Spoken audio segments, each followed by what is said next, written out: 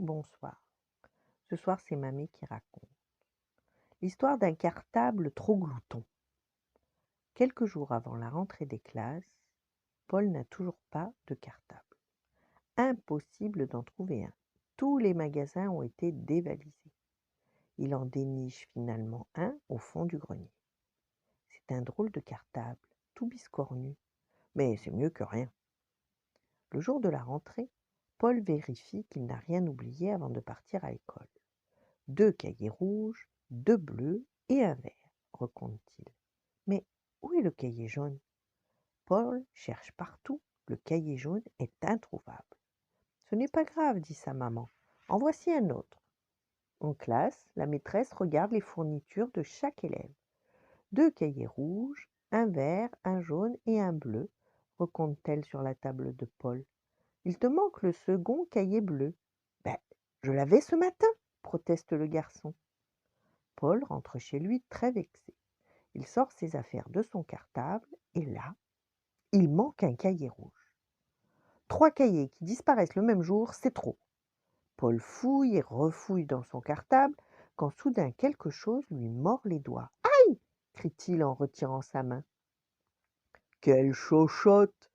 Glousse le cartable. Paul n'en croit pas ses oreilles. Son cartable a parlé. Tu parles? Demande-t-il. Bien sûr, rigole le cartable. Je mange aussi. Et j'ai faim d'ailleurs.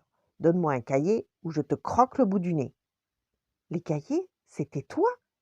Le cartable ne répond pas, mais ricane méchamment. Ha ha ha. Alors, il vient ce cahier? S'impatiente-t-il. Paul hésite. Il trouve un vieux cahier de grammaire et le glisse dans le cartable. Berk, dit le cartable. Quel affreux goût de moisi. J'en veux un autre.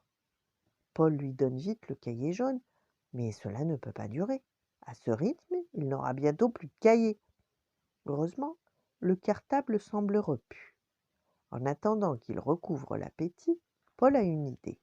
Il court chercher un marteau et le glisse dans le cahier vert. Il était temps.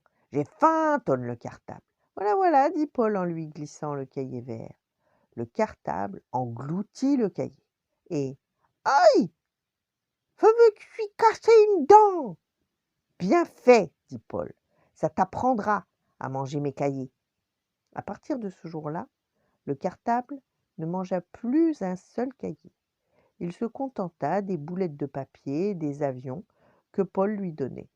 Et de temps en temps seulement, Paul l'autorisait à dévorer son carnet quand il avait des mauvaises notes. Voilà. Bonne nuit, faites de beaux rêves et à demain.